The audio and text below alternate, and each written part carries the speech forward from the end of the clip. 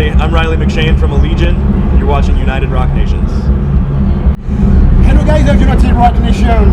We are to the Hellfest with ALLEGAEON. So, how are you?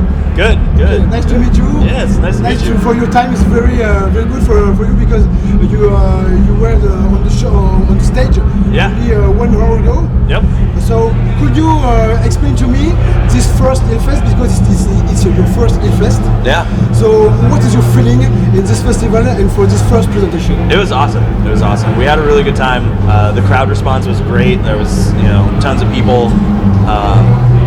It was everything we could have hoped for our first Hellfest. So we hope to come back in the future. And the European audience has always been really good to us. So aside from festivals in the summer, it's always a pleasure for us to come back, in the fall, winter, spring, anytime, just to do tours. So we'll be planning that and hopefully get back to another Hellfest before too long. Okay. Yeah. So there were a good energy with people? Oh yeah. Yeah? Oh yeah. Yeah, the crowd was very energetic, very responsive. Lots of mosh pits. They were, I would tell them to clap your hands or make some noise, and everybody from front to back would, reply. So it was really good. Very, very gratifying as a performer to see that kind of response from the crowd. So now a few words about your career. Yeah. You composed 5 albums in less than 10 years. Yes. So it's very amazing. So what is your inspiration to do all this music? So the theme behind Allegion has kind of always been science. You never run out of things to write about, there's always so many advancements and there's always so much progress in the field of science, whether it's astrophysics or chemistry or biology or medical science. There's always so much going on. So as long as you stay up to date, there's always so much interesting stuff to write about. And I feel like that's always really helped us kind of drive forward, We've always been able to draw from that for inspiration. And that's it's an endless source. So musically, I think same kind of thing. I feel like the people who write the music, which is our 2 guitar players, they are just such prolific musicians, and they're so they've crafted their skills on guitar so well that they can just always write. They always make sure to stay inspired. They're always broadening their horizons. Working with other musicians in the metal scene to learn always. And I think that has helped them a lot. Not only continue to write music, but make sure that our sound is always progressing from album to album, and that it's never releasing the same album twice. So. What other bands inspire you to do this kind of music and this kind of death metal? Yeah, it's really cool seeing newer bands come up. Bands like Vervum are awesome. We toured with them last year. Navel Viscaris, and they're really inspirational. There's a death metal band from America called Virulent Gravity that's also really good, doing really cool stuff. And then there's just a lot of bands like Shadow of Intent is another one who's been making some really cool music. So I think that I personally draw a lot of inspiration from what newer bands are doing to continue to push the envelope and make new boundaries for metal, so that it's always growing and never just staying the same thing. Okay. So the last album released called Apoptosis. Yes. Okay. So this is a very exciting album, very technical. Could you tell me more about this album, about the composition, the songwriting, the music? Yeah, of course. So with this album, we tried to make things a little bit more dynamic musically. Okay. We always keep the Allegion sound at our core, or at our foundation. But we wanted to experiment with a few different styles of music that we hadn't really played with before in any of our other albums. There's black metal influences, there's progressive rock influences, things that, like I said, we hadn't really tried before, but wanted to see how well we could do. And then that kind of fit the theme of the album lyrically, which is all about leaving behind the old so that you can grow into the new. Apoptosis in science is the programmed death of cells within the human body, to make room for new, better selves. And that mentality can kind of be applied to all sorts of different elements of human society and civilization. So we wanted to really capitalize on that, not only musically but lyrically as well. And I think that really helped us deliver the best final product that we could. Okay. So I have a question about what is the name, the title of this album. So yes, it's difficult to say Yeah. Just like our band name. Yeah. The death of the cells, the death of the human cells, for better one. Right. That's right. Okay. Is it something with the band, because the band growing up? Yeah. Yes, growing up since the precedent album. Right. So is it a contrast with that? Yes, absolutely. And it's not only just the music, but like we've had a lot of different members in Allegiant. Yeah. A lot of different musicians playing with us, and we've had a lot of different people like on our back end with like booking and management and stuff. And right now, we feel like we have the best version of ourselves. And it took a lot of like death, you know what I mean, to get there, and a lot of sacrifice, but it was worth it because now we feel like the best version of Allegiant has finally kind of come to life. And so the title of the album is not only about the lyrical content with science as well as society, but kind of a statement about where we feel we are as a band and as musicians. You speak about the lineup. 2 years ago, a new bassist. Yes. With Brandon Michael. Yep.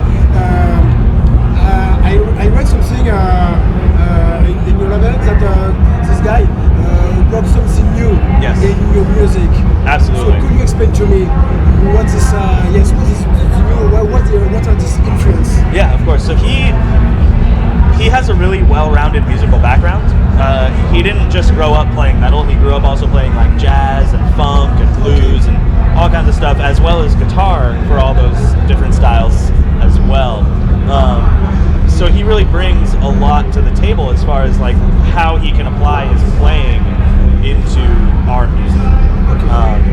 And I think that that's really obvious in Apoptosis. You can really hear a lot more like significant bass lines, much catchier bass parts. We start the album with a bass solo, so it's we really wanted to show off what he brought to the band as a new addition, and I think that he's doing great. He does a great job. He fits with us really well, not only musically but personality-wise as well. And that's really important for us because we're a bunch of jokers. We're a bunch of we take what we do seriously, but not ourselves. So having someone who has a good sense of humor and can kind of keep up with us being assholes is always good. He fits right in. So we're really glad to have him on board. Okay. This album was recording at the Fladen Audio in Denver. Yep. Okay. With producer Dave Montero. The previous was the same producer, I think. Yes, yeah. Okay. He's done all of our albums except for Form Shifter. Okay, so why this guy for your work in this album and the previous album? Right. I mean, he just does such a good job. Like he's such a hands-on producer.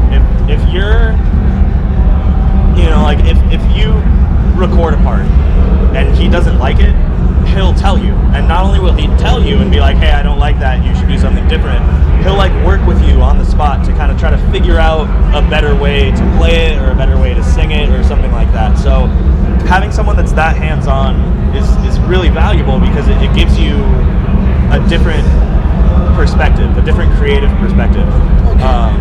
And I think that aside from the quality of his work is probably the biggest reason that we continue to go back to him for our albums, is his method of producing. He's very hands-on, very creative, and he helps us deliver the best final product, I feel, that is possible. So he's probably going to be our engineer for a long time. Okay. Yeah, we're probably going to go back to Dave for the next few albums at least. So. Okay. A few words about the artwork of the album, yes. Yeah. I'm fascinated by the artwork, so I want to have your absolutely. So we always wanted to get an artist who has a long history of making album art in the music industry, especially in metal. So we contacted Travis Smith, who has done artwork for Death and Opeth and Overkill and just like tons of legendary bands that he's done artwork for. So we contacted him and kind of explained to him, you know, the concept of the album, and how this process that happens on a microscopic scale can be applied in theory to like a global, worldwide scale. And so that's why the album art is basically like, you know, a picture taken with an electron microscope of like a cell, but inside of that you see like buildings and cities and lights and all that kind of stuff. It's a contrast between like the very small and very minute and like the extremely large and very expansive. And we think he did a great job. Travis is an incredible artist, and working with him was super easy. He's the kind of person, it's like, you know, you'll send him an email and he'll get back to you in like 5 seconds. So, you know, he would give us an idea and we would give him, you know, our critiques, and he would make adjustments on the fly, and it was just really easy to get the product that we wanted from him as an artist. And then his set of skills is so unique that having that be a part of the album as well was really special. Okay. So now a question more generalist. I want to have your feeling about the technical death metal and this evolution. Yeah. Tech death is really, it's a very difficult genre to tackle as far as like reviewing. I mean, death metal in general, there's just so many different types of it, and I feel like it's really important to the fans to like make those I don't know, like to kind of like make those boundaries between the different types of metal. And so like even within tech death, there's like melodic technical death metal, and then there's like slamming technical death metal, and then there's all, you know, there's just so many different types of it. And it's really cool because you get such a wide variety of music and such a wide variety of bands just even within this small subgenre. I think that some people are definitely a little bit too outspoken about their negative opinions in the technical death metal scene. I feel like once you would apply yourself, or attach yourself rather, to that kind of like that level of musical integrity, and you're part of a community where like skill is so important and you have to be able to play very precisely and very quickly, it's easy for people to develop that kind of elitism where they like think they're the best. And I think that that's definitely a problem. It puts a bottleneck on the growth of technical death metal because people are turned off by that kind of attitude. And so when people are like, oh, well, you know, like you can't be a part of this because you're not good enough, it makes people want to go seek other types of metal. So I think that's probably the biggest problem with technical death metal, but it has so much to offer that I'm still really excited for the future of technical death metal. I think so. Yeah. So what are your next gigs now? We're about to go out in the United States for a short set of headlining shows. That's going to be the first leg of our headlining tours for the new album, Apoptosis. And we're setting up another tour in the fall to continue that headliner, play in the markets that we're not reaching in July. And from there, we're looking at maybe doing a European headliner next year at some point, as well as a couple support tours with some bands that we're pretty big fans of. So a lot of exciting stuff coming up over the next year. Okay. And in Europe? In Europe, probably going to do a headliner early next year. Okay. Yeah. And do you think, the last album is very, maybe 2 months ago, I think? Yeah. Do you think about the new album? Because I know you are always in composition, in songwriting. Yeah, I mean, we do actually have a couple songs already written for the next album. Yep. Really? But you are incredible. we like to space out our releases. So even if this album is like done in a couple months, we're still not gonna release it until probably 2020. So every 2 years. Yeah, every 2 years. Every 2 years. 2021. There we go. Okay. Yeah. Amazing. Yeah. Thank you. So thank you for your time. Yeah, thank you very much. And spend a good time in the Hellfest. Yes, Okay. it's gonna be awesome. It's been awesome so far. Yes. Bye bye. Thank you.